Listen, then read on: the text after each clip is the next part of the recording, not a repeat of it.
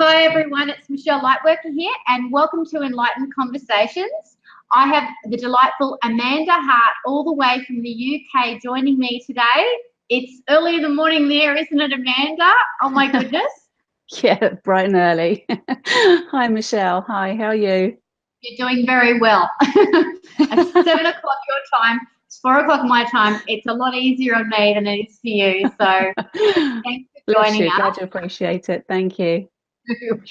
And I just wanted to mention to anybody who doesn't know this wonderful, lovely lady who is gracing our screens at the moment, Amanda Hart.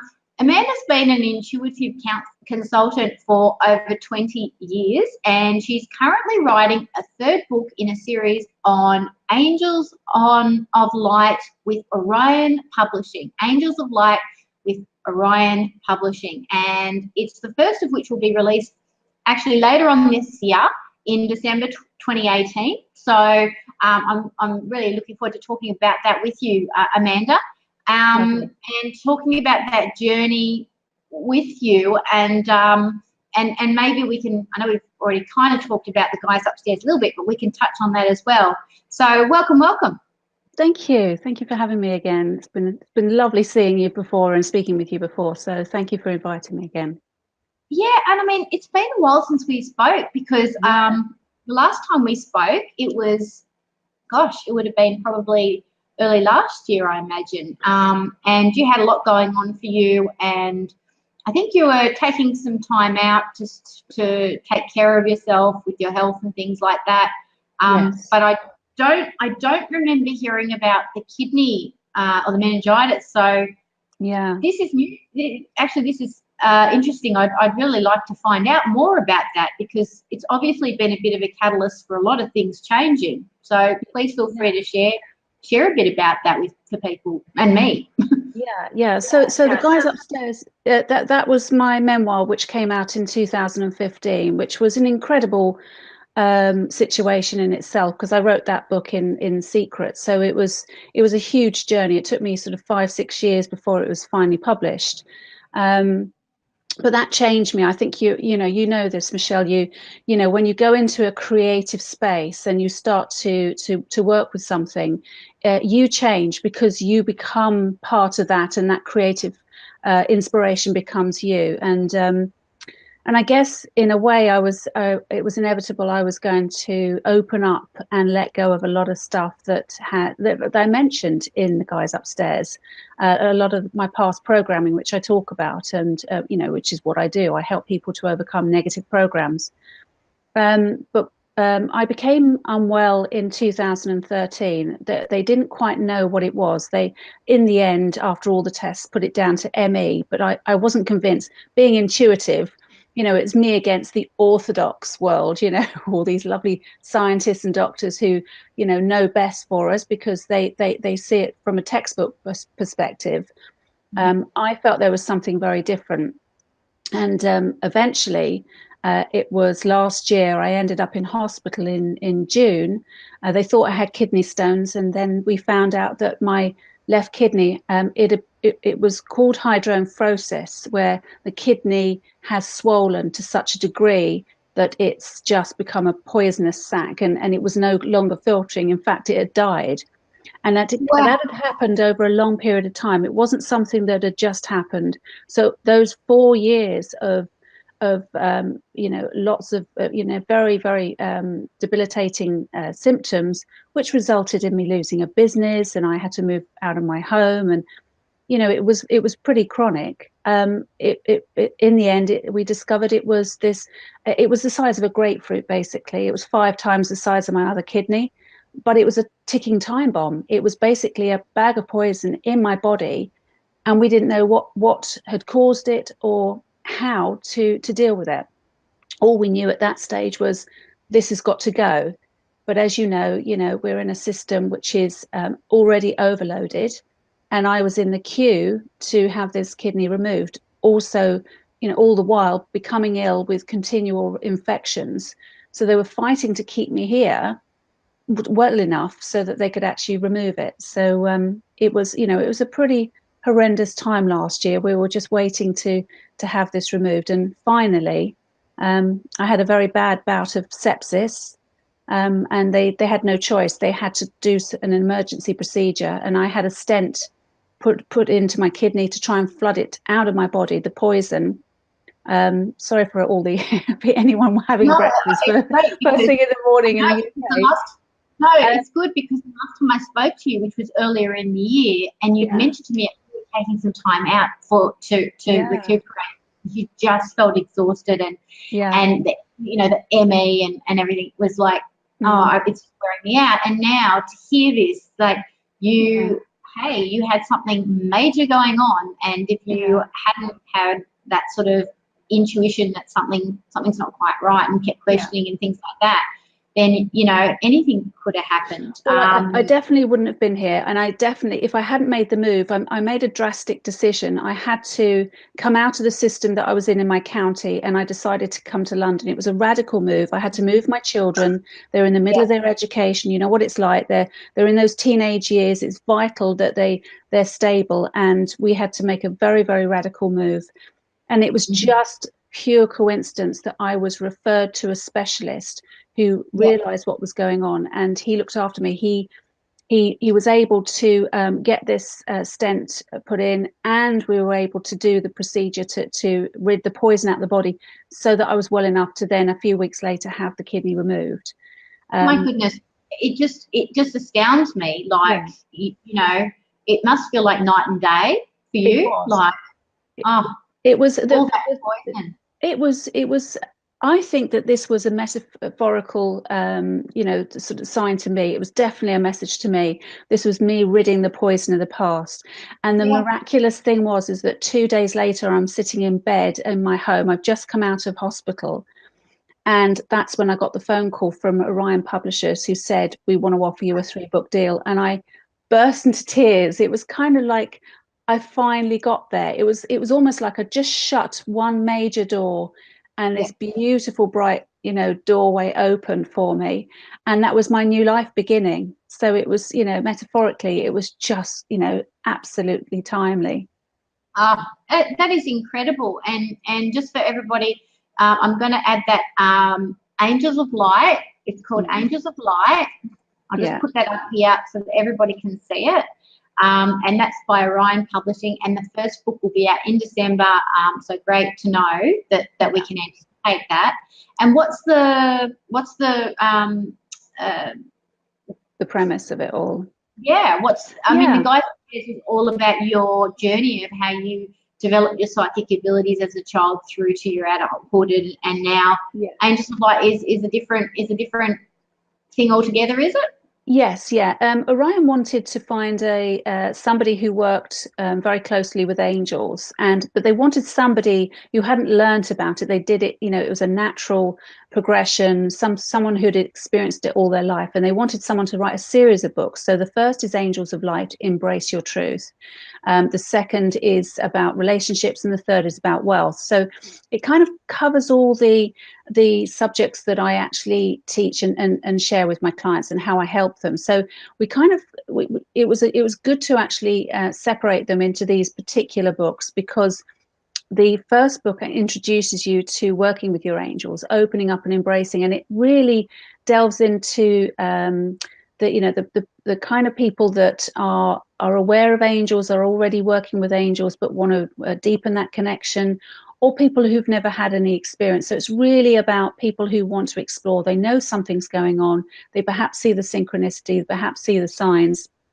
So this is a book that takes you through a very simplistic set of exercises, case studies, client case studies, to show how we can broaden our connection to them, because it's really about us changing our vibration so that we match theirs, as opposed to trying to sort of find them and seek their assistance in the world that we're in. That's really stepping into that zone of the law of attraction more, isn't it? It's like, let's change our resonance, and then that way we're attracting the angels to be more around us, and that's naturally where we are affiliating to. Not affiliate. But you know what I mean? What's that word? Affiliating. Yeah. Absolutely. Resonating. It absolutely is, Michelle. And I think I think that I talk about that quite a bit in The Guys Upstairs, but I also mentioned this in the Angels of Light book, that there were times in my life that I made poor decisions, even though my angels were telling me, that this is what we need you to do, this is what we're advising you to do. So it's also about us being in right alignment, being in balance, so that when we do get their help, when we've asked for their help, we actually are in a position to take the right action to honour it. So it's much more than just communicating. It is about honouring what our messengers of light are actually trying to help us to achieve. And do you feel like there's a lot of, when I hear you say actioning, what I'm really getting from what you're saying is that inner purpose that we're actually here for. It's really getting to that, because that really aligns with who we are. So I imagine you're taking people quite deep, not just that surface stuff on, oh yes, follow through with buying the right milk for myself, which I'm not poo-pooing that. That's important. Those everyday decisions are really important, and they support us too. But more getting to that place of what am I of service for, or what am I here for? What are my gifts this lifetime? What am I meant to be doing with them? All those kind of questions. Yeah, absolutely. And we do actually touch on this in the book, because that's why it's Embrace Your Truth, Angels of Light, Embrace Your Truth. It is about finding our purpose, because we all have that, and we all come into this world with our blueprint and our purpose.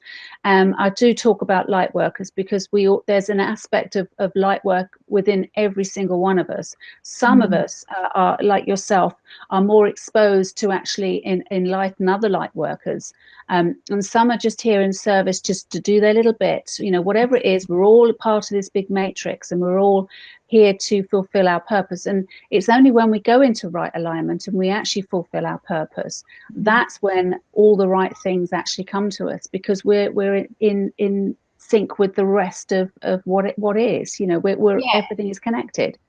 And I think this is a little bit of a phenomena in my life, that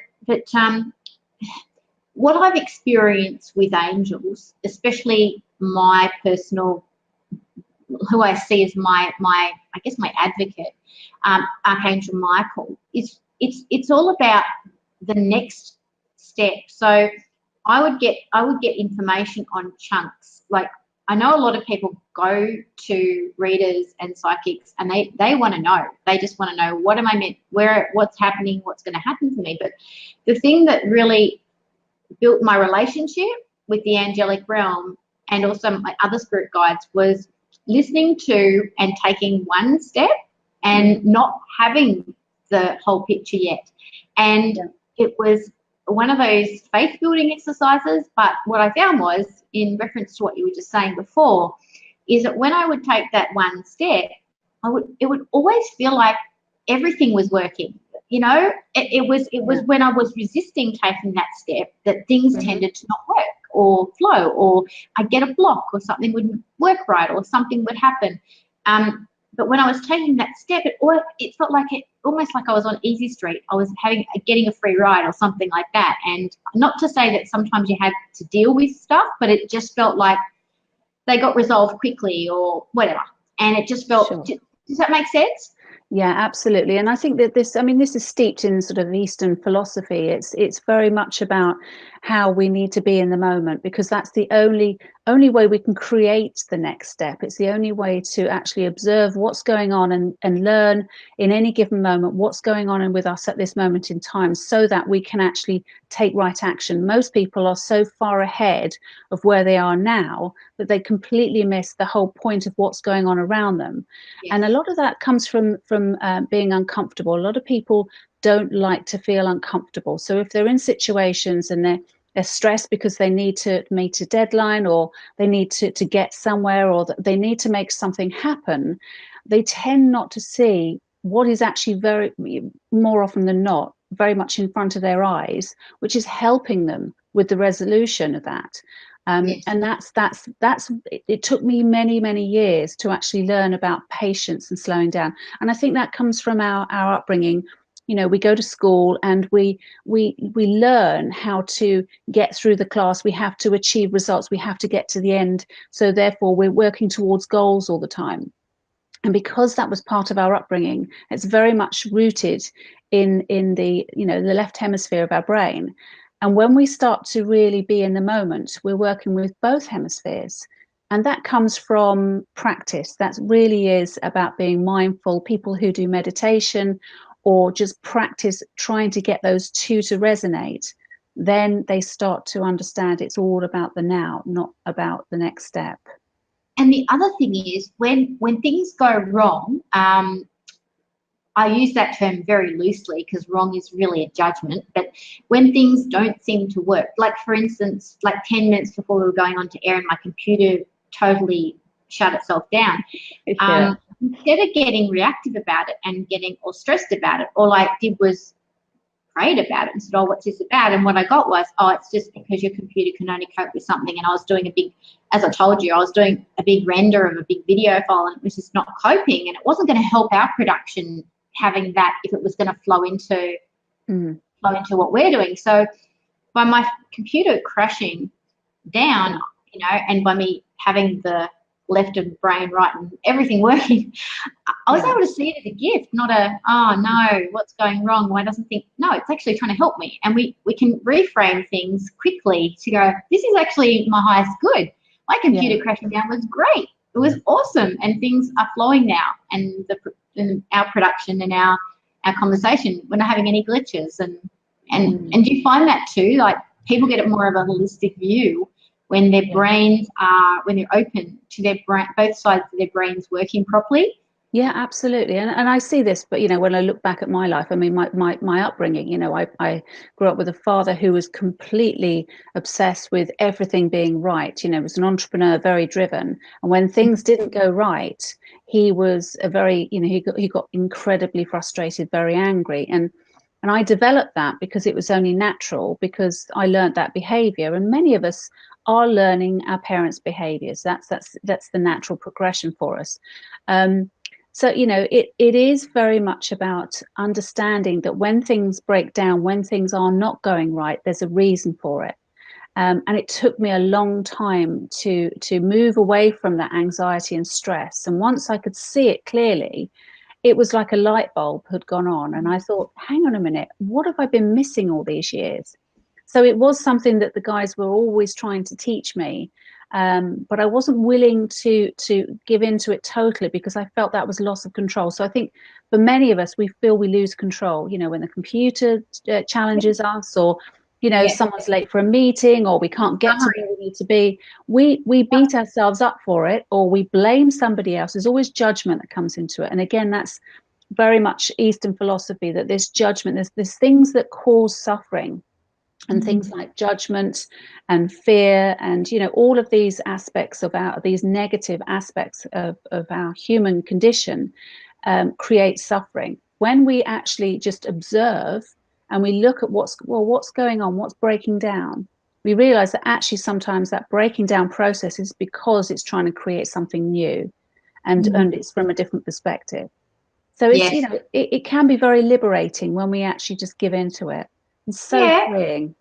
Yeah, and then life becomes so much, I just find it like, you know, you bounce back. Talk about resilience. You just bounce back and you just go, yep, okay, computer died. Okay, turn it back on. And then the answer drops in, instead of going, why does this always happen, or whatever. And it's so funny because, you know, we can say, why does this always happen to me?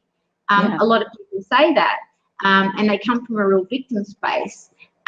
Actually, if you take a closer look, maybe something's happening because it's actually trying to guide you in a different direction, or what have you. and it's saying, are you sick of it yet? You know, don't you want something different? Or, hey, we're trying to help you, repeatedly here. It's all in the reframe. It's all in how we view things. And I think my experience with working with angels is they always make complete sense of why things happen insofar as how everything's trying to help us. That always has been my experience. They always help us to drop into a place of compassion for everybody in the situation. They're not like one-sided. They're not like, oh, I'm here just to support you. I mean, even Archangel Michael, I mean, but he'll always say, yeah, but you know, looking at it from this point of view, you can see that person's struggling and that's why they're behaving that way. It's not about you, or you get that other compassionate viewpoint of the situation, don't you? Yes, and I think that's what people don't kind of get. They think that the resolution has to be just in themselves, and I think once people start to realize that actually there's got to be resolution for everybody, and there is a different perspective. You know, we're all looking at the same oak tree. We may all be standing around the same oak tree, but we all see it from a different perspective. I was with somebody last night, and she said, "But I can't see how this woman doesn't see what's going on with this man." And this is the thing. Why is it that we have to understand what other people are going through? It is not for us to judge. It's their stuff, and people always are very judgmental in that situation when it's easy for them to see. But that's because it's not their stuff. When we realize that actually everybody's just doing the best they can, even the people that we think are doing the worst possible, atrocities, it's just a case of they're doing the best they can. So if I step back from this, what is the lesson in it for me? So there's always resolution at the highest level. There is. And can I ask, I know it's leapfrogging a little bit, but I keep getting this message, and maybe it's something you've pondered, maybe it's not something you've pondered, maybe it's just an offering for you. I'm happy either way. Okay. But I know what you said was when you were talking about your 3-part series, about the Angels of Light series that you're doing. Your first book is on Embrace Your Truth, is that? It's Angels of Light, Embrace Your Truth. The second one is on wealth, the third relationships. Yeah. Oh, the third on relationships. Yeah, so it'll be, I don't know which order we're doing it in, but it's Angels of Light, Angels of Wealth, Angels of Love. Okay, so, gotcha. Yeah. Okay. Anyway, what I was seeing was that it would be interesting to address this topic in relation to an angelic point of view in relation to what you were just talking about. Like, you know, even people that we perceive, and I'm sure you'll go there, but like there are lots of people who are committed to life in prison that, you see people still hold a grudge for or what have you. And gee whiz, there's lots of work there that as a society, I feel, we can bring light to. There's a lot. Yeah. And I just think it gets me a little bit excited and also a little bit nervous at the same time, I guess, because it's really, it's one of those areas where not a lot of people have enlightened points of view about when it comes to people who have done atrocities. Yeah, absolutely. And I feel it would be good.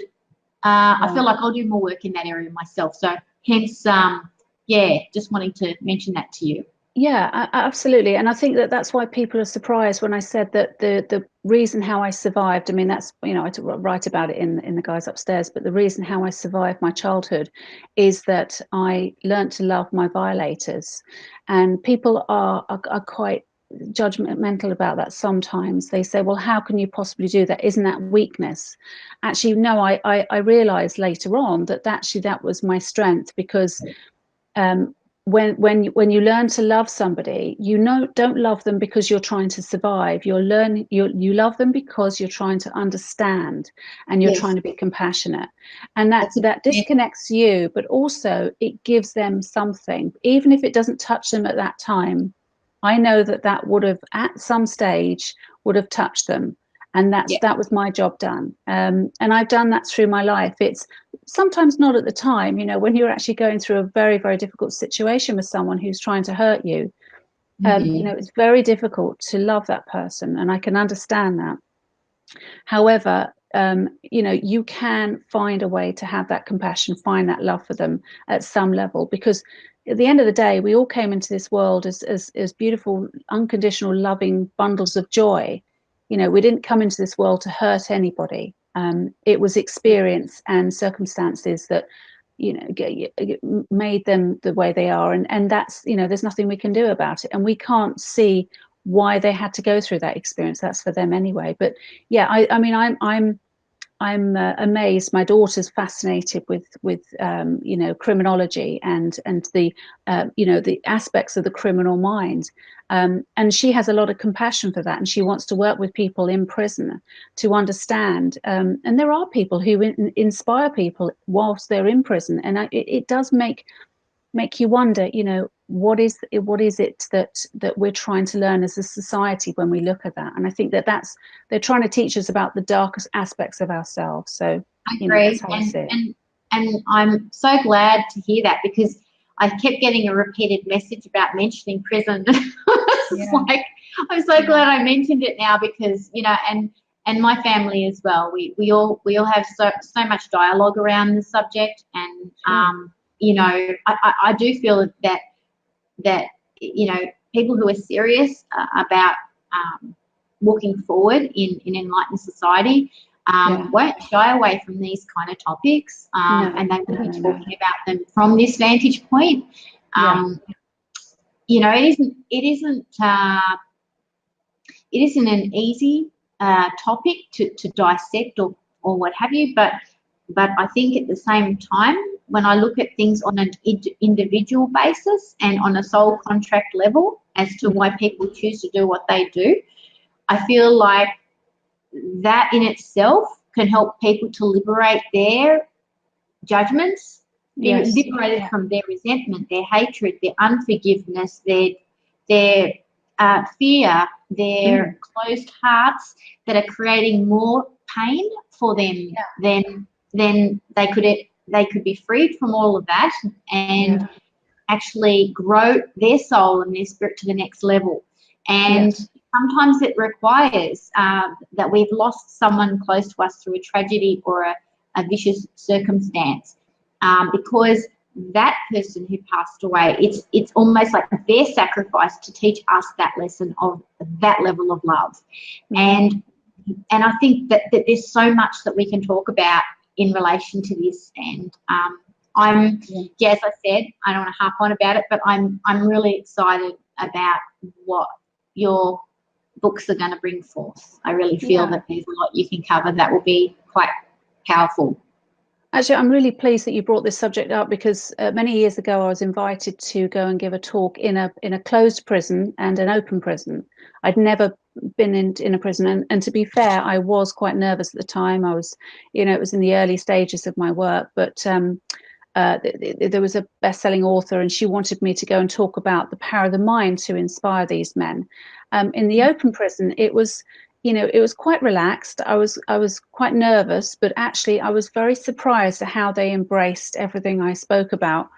And I did feel there was a lot of hope there. I did feel that these men genuinely, there's about 30 guys in a class, and I did feel that they genuinely listened and wanted to understand about what it was that they needed to do before they went through that transition and coming out again.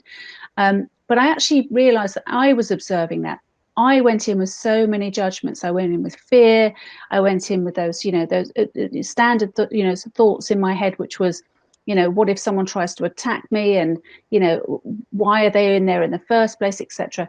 It was when I went to the closed prison, and there was a much more there was a much darker sort of feel to the place, and it was just the system. It wasn't the men themselves. But I realized there was this desperation for them for me to understand them. They needed me to understand, not for me to preach to them. And actually, it was much more relaxed.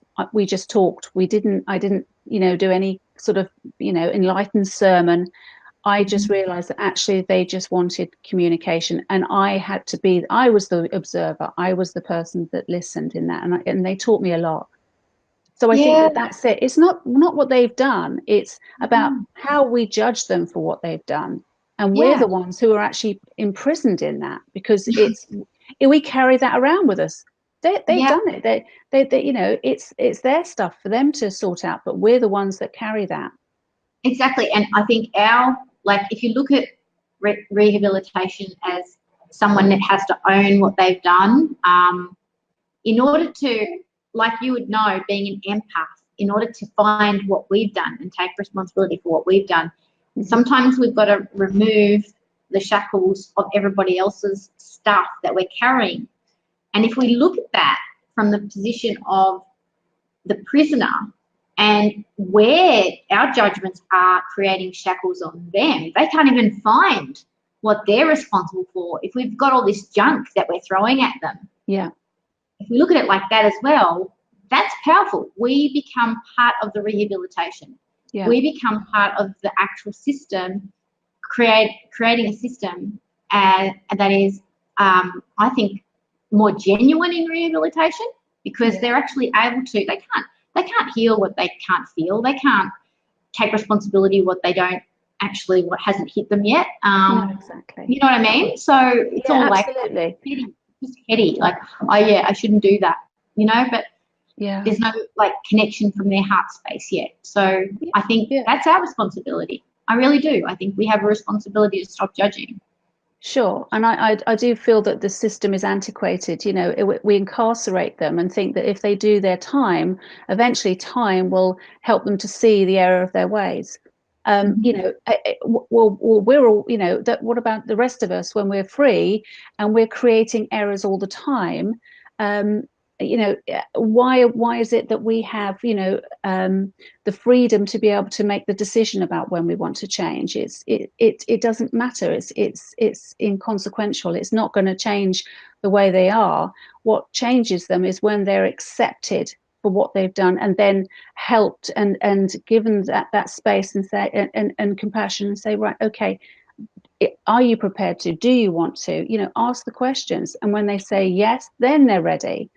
But I think they need a very different approach. I think they need understanding, compassion, and empathy, as opposed to that, you know, that sort of pragmatic, you know, this is the way you've got to do it. You've got to sort of, you know, be repentant, and it's all about forgiveness. You know, that it's down to them when they forgive themselves for what they've done, and we can't be a part of that. Yeah, I'm just so like fascinated that your daughter's into it, and that my kids, and we're all, you know, it's kind of interesting, Amanda, you know, that we share similarities there, and it doesn't surprise me though now having this dialogue with you, and I just feel like it's a big message, and I'm sure that we'll grow our message, I'm sure, because you know, I worked for child safety for 5 years. I was meant to be steeped in that low level vibrational frequency amongst you know, people that I had to step out of judgment with, who were right in front of my face. And I had that, like, that was 5 years of my life that Spirit had said to me, after all that I'd learned, we want you to go into this system, and we want you to maintain your light vibration. And it was a test for me, but I think I did really well. I feel I did really well. And I wrote a few books while I was in that process. I wrote 2, 3, 4, 5, 6, 7. I wrote 7 books while I was there, and they were all me channeling. And I would literally have my lunch break, and I would channel for half an hour and come back, like, to keep my vibration strong. And you learn to do 2 things. You learn to stop judging the darkness, otherwise it brings your vibration down, and you learn to focus on what you need to focus on, which is what your first book is about, which is embracing your truth. And if you don't do that, your vibration will diminish, because you need to stay on track. I always say that to my husband, what's next? Who knows? But it will definitely be soul growth, and you know, that's exciting. And also it means that I don't have to worry about being putting myself in a prison, like in a box. You know, the growth is wherever it goes. Exactly. And again, it's one of those conditions that humans have, which is expectation. That's another one that actually leads to suffering. You know, when we're open, all we need to do is to keep ourselves aligned, is to create discipline in our life, to actually make sure that our vibration is kept high. So, you know, you can't just sort of, you know what it's like. If you want to build a fit body, you know, you can't go to the gym for 6 weeks and then sit on the couch for another 3 months and just expect to just stay in shape and stay healthy. You've got to keep putting the work in. And that's what you do as a light worker. That's what we do to keep our vibration high. But we also have to let go of any expectation. We can't think that everything's going to be love, light and twinkles. You know, when we're doing our purpose, when we're living our truth, we tend to go into the darkest recesses of life because we're there as a conduit of light. We're there to shine light in some way, even if it's just speaking to somebody in the street that changes their life. We don't know that. The expectation is sometimes that we're doing good so that we feel, oh, great, I've achieved something. It's not about that. It's very much about the letting go of the expectation, knowing that whatever we're here for is for our soul's growth and that of everybody else. So it kind of lends us that that freeness when we know that, hey, you know, whatever's going to happen is going to happen. But as long as we keep that discipline and keep on keeping our vibration high, then we're on track to receive whatever we need to receive. Yeah, I love that. That's beautiful. And it's so true. It is so true, everyone. If you're wondering what you're meant to be doing and you're thinking I should know and all those kind of things, just you can let yourself off the hook. Yeah. I don't even know. I don't even know what my yeah, I mean, hey, who knows? Because the thing is that when you turn up in faith and you do that step, you feel soul growth. Usually it involves some level of creativity from that because you're not stressing out and in your head, you're more connecting to your heart. So there's more creativity that you bring to it. And also it takes the stress out of your life because you feel like I'm not weighed under the heavy burden of those expectations that you mentioned before. You know, you're not, I'm just turning up. Hey, I'm just turning up. I've been given my orders, so to speak, and I'm turning up, and then I can relax and actually enjoy it. And I'm going to invite everybody to do that. You know, with Amanda's book, which she's focusing on, that's coming out in December, and it's about Angels of Light, but it's also focused on embracing your truth. I just want to invite everybody watching this to step into, just be open to the very next step. Don't worry about 5 steps ahead. Just the next step. Keep it simple, reduce the expectations, and then just follow up and know that by turning up, you're loving yourself. It's a self-love thing. It's a self-love thing by turning up, isn't it? Not you know, I don't want to follow authority, I'm going to rebel. It's actually a loving thing to do for yourself. Yeah.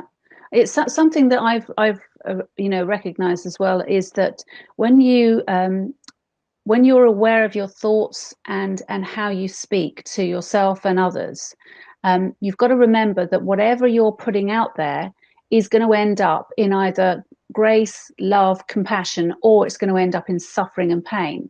So if you are self-critical, or you are critical of others, judgmental of others, or using any other lower level vibrations, emotional vibrations, then you're going to suffer the consequences. So when we take that responsibility to be kind to ourselves, loving to ourselves, to create that right discipline for ourselves, and as you say, just take that next step as opposed to trying to be 5 steps ahead or compete with other people, it really is liberating, not just for ourselves, but it also connects us to our people, to our tribe, to the people that matter to us, to the people we're supposed to be with, and it attracts everything that we need. So it's far more than just being at peace with ourselves. It's actually making sure that we are honoring what we're here for, so that we're doing our little bit to leave that sort of that footprint, so that we've actually created some good while we've been here on this earth. So I love that. It's incredibly beautiful. humbling. I love that little footprint. That's a beautiful It is a little baby way footprint. to utilize it. I love that. And so for people to contact you and to stay in touch, I'm just going to pop up on the screen your website. Wonderful. So it's Amanda. Oops, Amanda. It's amanda-hart.co.uk.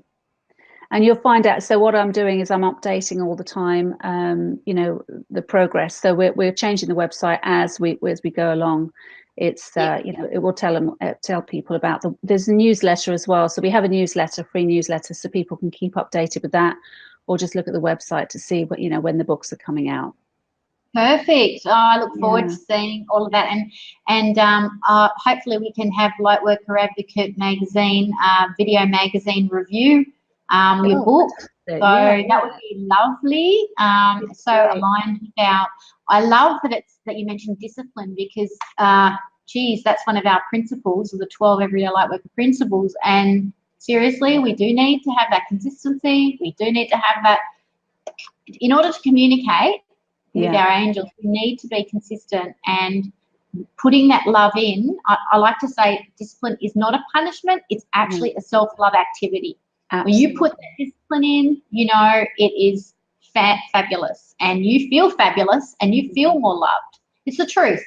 Who doesn't feel more loved when they actually put those steps into action? We actually feel loved, don't we? Yes, we do. And I think that really, you know, we feed ourselves with food, feed ourselves with beverages, but we don't feed our soul enough. And the more that we're getting involved in you know, this you know, embracing of technology and speeding up of our lives, the more we're going to need the discipline to counterbalance that. So, you know, and discipline is not just about going to the gym. It really is about you know, your mantra, whatever it is for you to connect on a soul level, and that has to be very unique to you. It's no good looking at all the videos and seeing what sort of is the latest yoga and going to the best classes. It really is about, you know, it might be the fact that you need to just have a yoga mat in your bedroom, so in the morning you do that private, you know, one-on-one yoga on your mat, and that's your mantra. It really is a very private and personal thing. Sometimes you can do it in a group, but more often than not, it tends to be that we need to do this in our own space. I think a lot of people shy away from being on their own. Yes, I agree with you, and finding our way, like finding what works for us on every level and honouring that, and engaging with our angels and our spiritual helpers to help us find our way and not feel guilty and not compare ourselves to other people, and just say, actually, this is my way. You know, I can't be jumping up and down. My ankles just can't take it. This is my way. I need to be doing this, and this is loving for me. You know, I'm really curious, because before you started talking about this, I was feeling into asking you, can you share personally what it's like now, like after your operation and having everything done, and what's life like physically? What's going on for you? I'm really curious. So in November, when I had the kidney out, there was immediate relief. Having poison removed, but I still had a lot of symptoms in the body, and what had been masked by the kidney was what I've just been diagnosed with, which is osteoarthritis. It just so happens that because of the, I suppose the frustration of having to go through the medical, system for 4 years and not finding the right diagnosis. My fiance, for my birthday, brought me some private medical insurance, and I damaged my knee when we were moving. Now, this is what I'm talking about with breakdowns. Sometimes when we step back, we say, oh my gosh, this is the breakthrough. I damaged my knee kneeling on a marble floor, and it didn't heal. And I was very frustrated. I come out of hospital and I threw myself straight back into my yoga classes. I was doing 5 classes a week, but I was damaging myself and I couldn't understand why. And I was referred to the private hospital, and I just happened to go to a professor, a doctor, who's doing a pilot study. And he said it was 100 to 1 chance that you walked into my surgery today, because I'm doing a pilot study with a yogi. And we have found a solution that is curing 97% of women from chronic arthritic problems. You have, so he said that I've got osteoarthritis because I've inherited it from my mum. I inherited the failing kidney, excuse me, from my mum as well. I'd got rid of that. And then he said to me, right, I'm going to put you in this pilot scheme. I'm currently in the middle of this pilot scheme. I've only done 3 sessions, and what this woman is teaching me is about me doing whatever I need to do to tell my body I can let go of all this trauma. So the trauma is stuck in all the bones and the muscles now. Yep. So the kidney couldn't filter all that stuff, so it got rid of the poison. So that's done.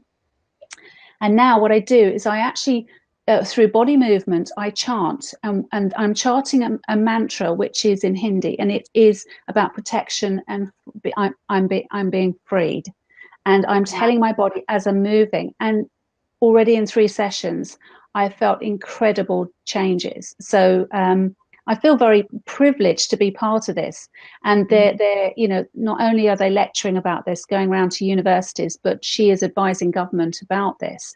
And he said, this is how we're going to change the medical profession, by showing them the evidence of using the holistic approach, which is we need to incorporate the mind, body and spirit. And this is quite revolutionary. This is, you know, this is people who are top consultants now advising government about, you know, what we need to do if we're ever going to rescue this, you know, this you know, dinosaur of a system. Wow, I'm so glad I asked the question now. Yeah, and it's fun. It's just amazing because, you know, the book is, you know, Angels of Light is all about healing, and I'm actually going through this, and by the time this actually comes out, I will be fully functioning again. But I won't go back into exercise with the same viewpoint. I won't go back into my life with the same viewpoint, because I would have changed. So I'm quite intrigued to see, you know, what I'm going to be like in 2-3 months. So it's lovely when that change is going on. And it feels like you're well, I'd like to say this to everybody actually, because you've been following what you needed to do. You, like the doctor said, it's 1 in 100 that you walked in here. You attracted, actually attracted not only the medical but the holistic solution to an underlying issue that really wanted to be dealt with. Because sometimes we think, oh, what am I doing wrong? My kidney or my ME or my whatever, my fibromyalgia. But what our body is trying to say is we want you to pay attention. We want this to be found. It is ready to leave now. Help us help it go. And it feels to me like all that's happened for you. Like this past year has just been a big thing of let's get this whole thing healed. And you attracted all these amazing things. I mean, one might not think an emergency operation is amazing, but probably put you to the front of the queue, you know, at some point. And it did. So in that respect, it's like, yay. It's amazing how it's only in hindsight that you can actually look back and say, I get it now. That's why I was writing the book, and all of this was going to be part of it. So, you know, it wasn't just about writing this book. I mean, the guys upstairs changed me, but this first book changed me. And I kind of think that this was the most powerful, because I guess the guys upstairs brought it all to the surface, ready to be, you know, healed. And the Angels of Light was the book that says, right, the healing is here now. You're going to go through that. So, and I really, truly, and that's how I know it's going to have an impact on people, because the guys upstairs had a massive impact. Because when you really live and breathe that book, when you actually live that creativity like yourself, people feel that and they resonate with that, and they actually has more impact on that person. And that's what real light work is about. When you really authentically live your purpose, you don't have to worry about whether you're going to get the clients or the, you know, get the book, you know, bought or whatever it is that you do. You just have to know that you just turn up, and you know, the right people will be connected with it at the right time. Yeah, exactly. And to trust that, I think, is a really important part of our own spiritual expansion. Sure. You know, also I want to, you know, say to anybody watching who's in the spiritual industry is that, you know, level of stepping into knowing that and trusting that, and really believing that is all about you stepping into a mature part of your spirituality, because competition is really a symptom of you needing to transform your vibration. Not, that's what it's about. It's an old paradigm, but it's still, a lot of us need to dust that off and take a look at it, I think, especially in the spiritual industry. And if any of you need to get in touch with Amanda, I just pop your email up on the screen to Amanda. So it's info@amanda-hart.co.uk. They can contact you through that one. That's a good one. Fantastic. And I look forward to seeing more of everything unfold for you. And oh my goodness, I mean, it's perfect timing, really, having this conversation. I just look at it and go, wow, what a journey you've been through since the last time we spoke. And I had so many questions and I hadn't had time to sort of follow everything that was going on. And I just think it all makes sense. And I know for me, like when I was walking through doing all those 7 books, working in child safety, and everything that happened to me was on that journey was something relevant that I needed to put an example in the book about or whatever. And it just feels like, wow, this is really, I know it's more, there's more, and there's heaps. I can feel that there's heaps of wonderful things that will unfold for more fodder for your books. But I also feel like it's an incredible personal journey that will really engage and connect your readers as well, because they can really feel your story. I can feel it as you're talking to me, and I can only imagine what it's going to be like for them reading it in detail.